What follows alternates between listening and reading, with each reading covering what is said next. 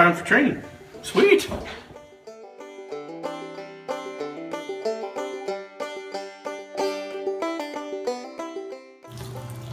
Hey Dennis, I think LT wants us to be in training, is that right? Good.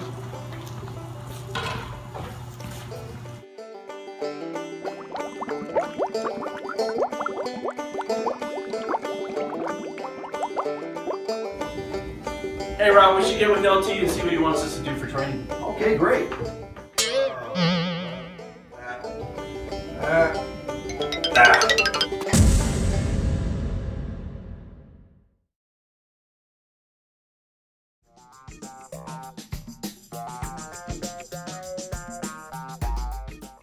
Hi, my name is Paul Lawrence, fire medic with Lake Dillon Fire Rescue. Thank you for watching this high country training video.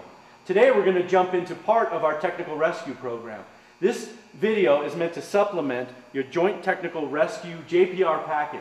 So as we go through the video, you're welcome to stop the video at any time and go ahead and do those ties with your crew. Your officer can sign you off on your JPRs. Our reference guide is going to be the Technical Rescue Riggers Guide. Today we're going to cover knots, hitches, bends, and rope maintenance. So, thank you for joining us, and let's start off with knots.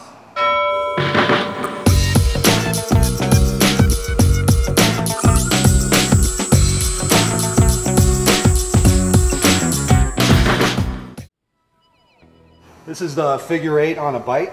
First thing you do is make your bite by folding the rope over on itself. And to make your figure 8, you take the end of the bite, go around the back of your rope, come back up through the hole, pull it tight. Don't forget to dress your knots so all your ropes are in line, nothing's twisted. There's my figure 8. The next thing I need to do is tie my safety knot, which is just a overhand knot over your rope, like that. That's what it should look like when you're finished. This is the figure 8 follow through. This is used for tying a figure 8 around something that you don't have the end to. Like on this, I can't slip the knot over this, so I'm gonna have to tie it through it. So I start out by tying a figure 8, get about an arm length of rope, and tie your figure 8.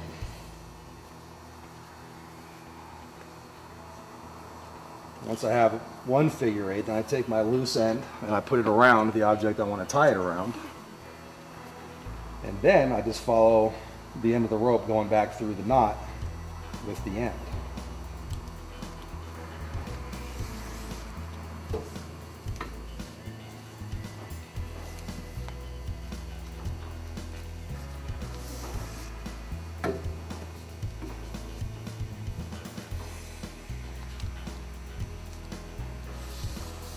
I'm sure to be sure to dress the knot so everything's in line. There's nothing crossed up in your figure 8.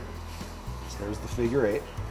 And I just need to tie my safety knot again. It's just an overhand knot around your rope. That's what it should look like when you're done. Alright, this knot is called a figure 8 double loop, and I'm going to show you a practical application that this can be used for in the fire service. So first of all, what you want to do is you want to grab a good length of rope. So you want to make a bite that's a good healthy length on your bite. So you have something about this, like this. You're going to start your figure 8 by creating the loop.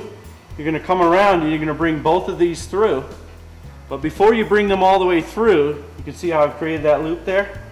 You're going to take this tail, bring it over the whole top, like that. And that is going to create a double loop there. You can see the double loop. So the practical application is, once I dress this up, the practical application, so we got the safety knot, right? And the practical application is you can slip your feet through here. Should have made my loops a little longer, but this will work. Okay, so you've created almost like a safety harness on your lower half. What you do with the top half is you take this, twist 3 times, 1, 2, 3, and then you create that loop, put it over your shoulders, and then you take your running end and you pull up, locking it in place, And you can actually create your own safety harness, lower yourself down, or have your buddy lower you down. Okay? Okay, we're gonna be working on a bowline now. I'm gonna tie our bowline. So what you wanna do is you wanna start with your overhand loop. Kind of give you a little bit of a distance there to work with. So you got your overhand loop. You're gonna run the rope through, around, and back through. You're gonna marry those two together and you're gonna pull it tight and it will cinch up like that.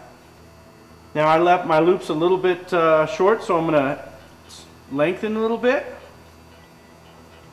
Okay, give myself a little bit of more room to work with there. Tie it once again. Now I got room for a safety knot, which I'm just gonna tie on the inside part of the loop there. Okay, now I know a lot of people will tie this differently. You've been taught different ways, but this is just a refresher course, so there you go, bowline. Spaghetti, we got spaghetti. What's going on? Hello. What you tying there, pasta? Yeah, I think so. Get some pasta How do going? I get that inside there like that? This is going to be interlocking bowlines. Interlocking bowlines are used primarily when we're using a Stokes basket. And the interlocking bowlines are going to connect together. One of them is going to attach to the attendant.